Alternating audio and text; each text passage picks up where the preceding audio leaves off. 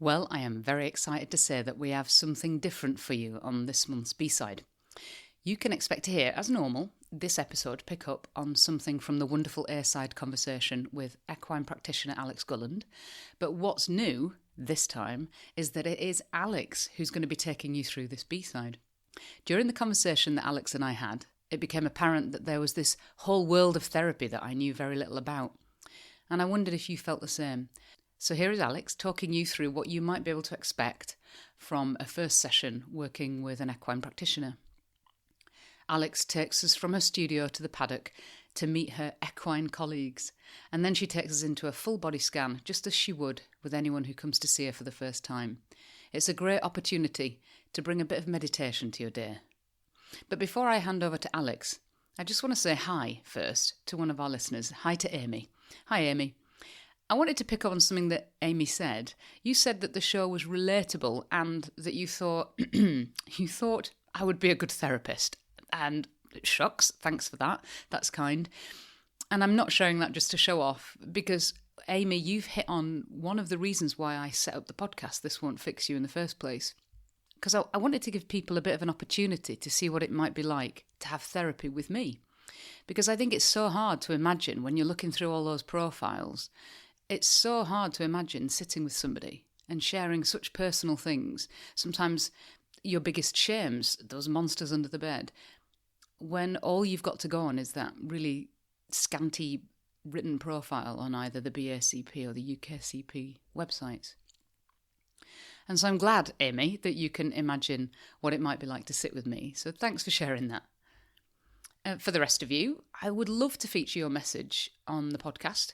And don't forget that you can message me via the fan mail link at the bottom of the show notes. Anyway, that's all from me. Thanks, Alex. It's over to you.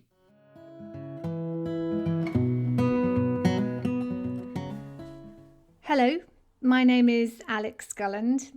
If you'd listened to my interview or chat with Nadine, you'll know that I'm an equine practitioner. And that means I work with horses or ponies to help people with various issues. I'm also a trained mental health counsellor.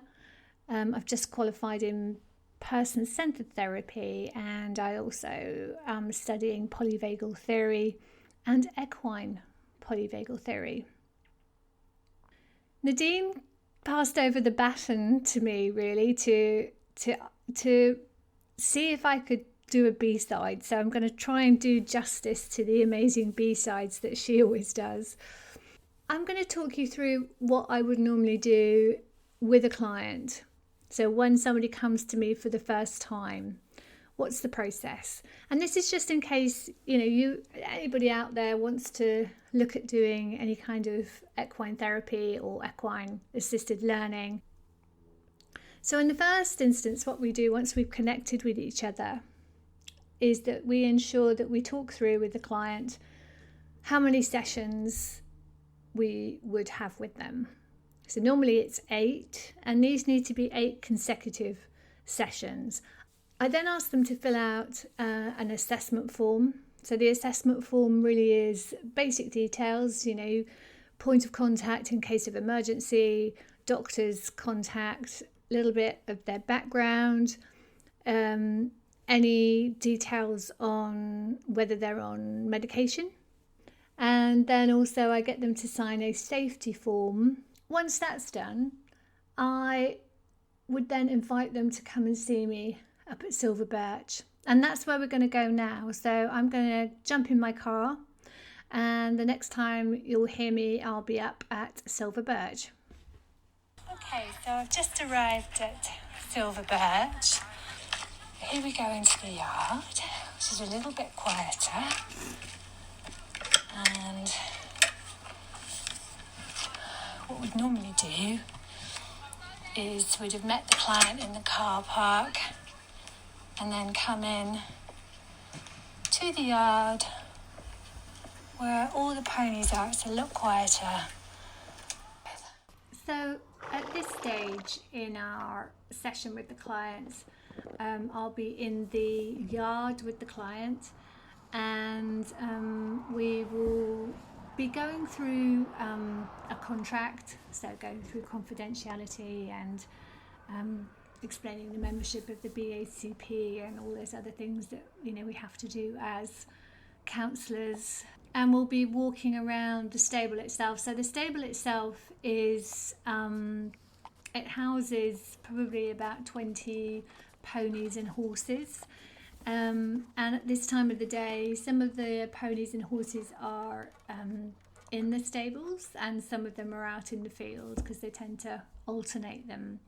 And while we're doing this, while we're walking around and chatting and I'm introducing the various horses and ponies to the client, we would also be discussing, what they want to get out of the therapy sessions with me, what their overall objectives might be, and also to kind of like look at any issues that they really want to work on. So this is kind of, this is really good for me to see which horses the client is connecting with and the reason for that, getting them to, talk about what attracts them to that particular horse, if they are attracted to one horse, or indeed, if they're kind of fearful of a horse for whatever reason. It just really helps for me to kind of get to know them a little bit more. And before we then start the actual session where we're working directly with the horse in the school, I will take the client into an area of the yard where we have our forest walk, and I would go through a body scan, and this is something that really helps them to regulate themselves. So it's really kind of just checking in, getting them to check in with their emotions, getting them to check in what they're feeling at this precise moment in time, checking in on their breathing. We know that horses pick up on the way that we breathe. We know that they pick up on our body language. So it's really making the client aware of themselves and their body language, and where they're at kind of mentally.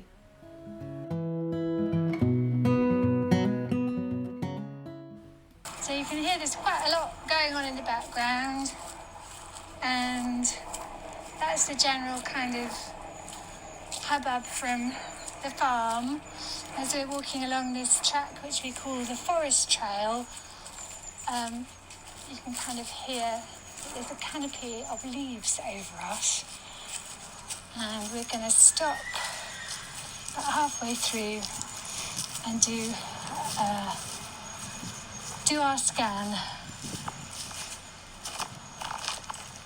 So I've got with me today to practice on another equine practitioner, a lady called Jane. So I'm going to practice my body scan on her. So I'm going to stand facing the woods. And so remember, this is just about checking in with your body. So to start with, 3 big deep breaths in. In for 4, out for 6. In for 4, out for 6. And while we're doing this scan, you can either close your eyes or focus on a point in the distance. So for Jane, it would be a distance in the wood, or she might close her eyes. And all the while, she's giving those lovely deep breaths. In for 4, out for 6. Ellie, the dog, has just come to join us, which is good. And then, Jen, if you imagine you're looking down on the top of your head and travelling down to your forehead. If you've got a frown or anything like that, just see if you can release it. Travelling down to your eyes. And just make a note of anything that you can see. So you might see some shapes, you might see colours. Some people will see colours when they've got their eyes closed. And down to your nose. So while you're taking those deep breaths in, just be aware of what you can smell. So then this scan is really about awakening your senses as well, so we can smell the earthiness, the wood that's in front of us, the horses that we've just been with, and travelling down to your mouth. And give yourself a smile, because you made it here today, and that's an achievement. So you can hear somebody as we're doing this scan just coming through the woods here. They've got like a little bell on their dogs. That's what you can hear. It's not Father Christmas. So just take that into account. And then coming down, so down to your mouth, think about your tongue resting in your mouth. That might make you want to swallow. Coming down your neck, right the way down your throat, to your shoulders. And all the while you're taking these lovely deep breaths in for 4, out for 6. In for 4, out for 6. When you reach your shoulders, pick your shoulders up and drop them. Just give yourself a little bit of relaxation there with your shoulders. And we can hear the wind is picking up now. It's just something to be aware of, what we can hear. Travelling down the arms to the elbows, to the forearms, to your fingers, wiggle all your fingers. Coming back up your arms to your elbows. Coming back up to your shoulders and coming down to your heart. And put your hand on your heart. Just check to see, is it beating fast? Is it beating slow? Get in tune with the rhythm of your heart. Coming down to where your lungs are. So imagine them filling up with all this lovely fresh air. And exhaling. So you're inhaling the fresh air and exhaling any negativity. Coming down to your tummy. And just let your tummy go. Just let it hang out. There's nobody here to see. Down to your hips and your pelvis. And at this point you might want to just bend your knees a little bit, just in case they're locked. Rock backwards and forwards on your feet, just to ensure that you're still grounded. So you can then come down the tops of your thighs, the back of your thighs, to your knees, to your shins, calves, right the way down to your feet. And just make sure you're fully grounded. And another 3 deep breaths in. And then when you're ready, open your eyes.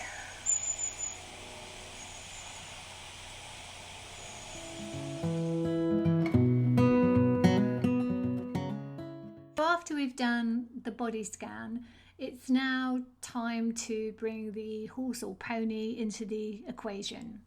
And we go back to the stables and choose a horse or pony to work with. We take the client and the equine into the actual school. And it's at this stage I probably would be talking to the client a little bit about, making them aware of their energy, the energy that they're projecting, and also to be respectful of the horse's energy. And the horse has quite a wide circle of energy around him or her. So it's just kind of making the client aware of that. And this is really where the counselling session takes place. This is just a case of walking with the horse, or sometimes it's a case of incorporating very small exercises into the actual counselling session. If there's an issue or a problem, we will often get the client to take the horse or pony into a box which we can lay out on the ground in the school, and that can signify where their head is at when they're in that issue. They take the horse actually then into the little box that we've created with poles on the ground. And this really, standing next to the horse, getting the client to focus on the issue and talk about the issue, is really where it gets the bond going with the horse or pony. And I often find that to start with in the sessions, my clients will talk to the horse. The horse is involved in the conversation, and when you see this happening, you can see the reaction from the horse wanting to engage, and this could be simple as them moving closer to the client, or at this stage the client could be stroking the horse, becoming physically a lot closer to the horse, and the horse will be picking up on their emotions. So all these things are kind of taken into the equation. It's all done as well in a very kind of safety aware environment. My role in all of this, as well as being a counsellor, is to be observant of how the horse is reacting, and in most cases the horse or pony will give comfort to the client. In some cases a client has requested just to have quiet time with the horse or pony, just to kind of like be left on their own in a corner of the school, and this is often just to process emotions. So sometimes the process actually happens in silence with the horse. The body scan, which I included, this is done in a field with some therapists. So they will take the client into the field with the horses, with a herd of horses, and do a body scan in there. I've done that with clients in the past, and it's interesting to see which horses come over and join you. I've got to bear in mind that the horse is tuning into the way that we're breathing and also to our heartbeat, and they're really trying to work out where we fit in their herd. So they're naturally curious as to what is going on in this process.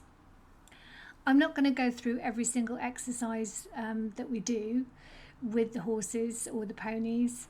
I'm just going to say that I feel that when I'm in a school with a horse and a client, what happens there does feel a very natural process for me to be part of, and I can see how it works. So really, I suppose what I'm saying is you've got to see it or experience it to believe it.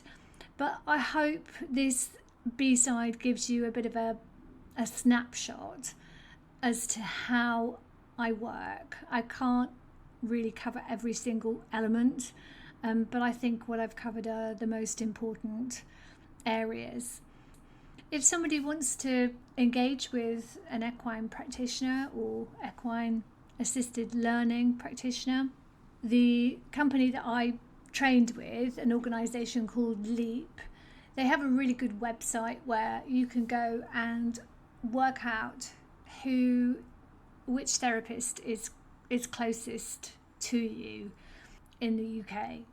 And so just go to the Leap Equine Learning or Equine Therapy website, and you'll find the different types of therapists that are available for people that work with horses. So thank you for listening, and if you do want to get in touch with me, I'm Alex Gulland, and my company name is Contented People, and I work out of Silver Birch Animal Therapy Farm. Thanks so much to Alex for taking us through what it's like to confer some equine therapy at Silver Birch. If you would like to drop Alex a message, or indeed drop me a message, don't forget you can find the fan mail link at the bottom of the show notes. It says send me a text message. If you want to send a message to Alex, then by all means click that. It will come to me, but I will make sure Alex gets it. Okay, until next time, see you.